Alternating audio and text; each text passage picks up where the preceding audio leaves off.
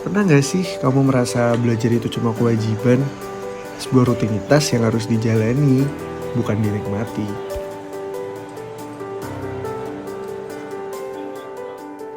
Tapi, semuanya berubah sejak aku masuk ke tempat ini.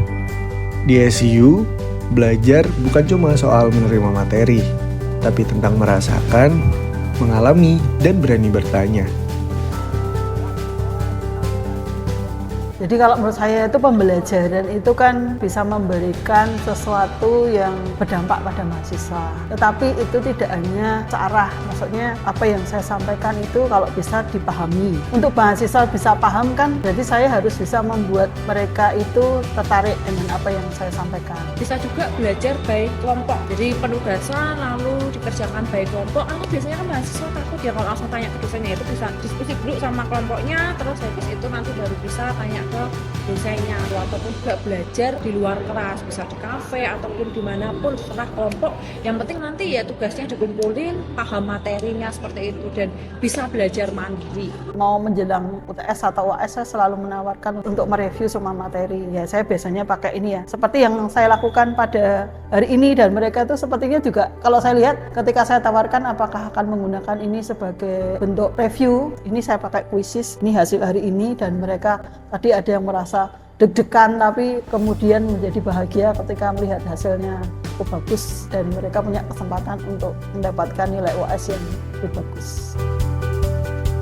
Terkadang, kami diminta untuk memberikan pendapat tentang materi yang disampaikan. Bahkan, saat dosen menjelaskan argumennya, kami, mahasiswa, justru diminta untuk tidak setuju. Katanya, supaya kita terbiasa berpikir kritis dan lebih mudah memahami materi. Soal tugas, wah, dosen kami benar-benar unik.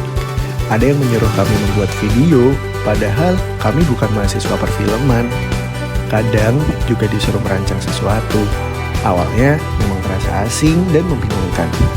Tapi lama-kelamaan justru seru juga, karena semua itu bikin proses belajarnya jadi lebih hidup.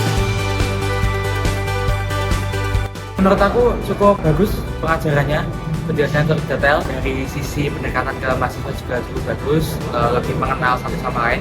Aku merasa lebih banyak berkembang sih, khususnya di public speaking, terus aku juga lebih berani buat ngomong di depan banyak orang, menyampaikan pendapat juga. Karena tugasnya itu kreatif ya, jadi ini rasanya tuh nggak bikin ngestak gitu, rasanya nggak bosan nih. Karena biasanya kan kalau kita dikasih tugas di kuliah tuh kan cuma presentasi biasa, tapi di sini tuh kreatif banget sih.